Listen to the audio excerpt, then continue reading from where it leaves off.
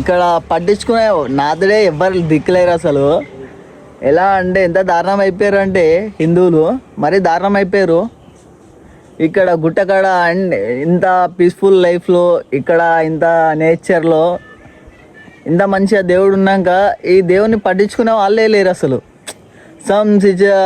Some అప్పుడప్పుడు weekly ఒక్కసారన్నా ఈ దేవుని దగ్గరికి వస్తారు, రోడ్ల మీద పోయేటోళ్ళు కూడా వస్తారు కదా దీన్ని మంచిగా చేస్తే. సో యువత అనేది ముంగటికి రావాలి. కొన్నేలో ఉన్న యువత ఒక్కసారి ఆలోచించండి. దీన్ని మనిషికో చేస్తే ఎంతసేపు అవుతుంది? మా అంటే ఒక గంట సేపట్లో ఇదంతా క్లియర్ అయిపోతుంది.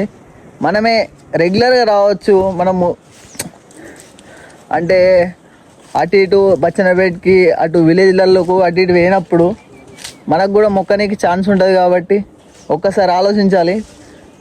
చిన్నవాళ్ళ నుంచి పెద్దవాళ్ళు, హిందూ సోదరులకు అందరికీ నా యొక్క విన్నపం అన్నట్టు.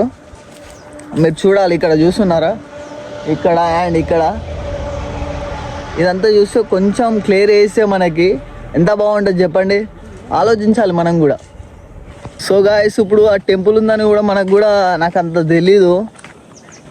ఎవరికి తెలుసో తెలియదో నాకు అంత ఐడియా లేదు. మ్యాక్సిమం తెలియని వాళ్ళు తెలుసుకుంటే బెస్ట్. మన బండి బ్రో కానీ సాయి బ్రో కానీ చెప్తే కానీ తెలీదు.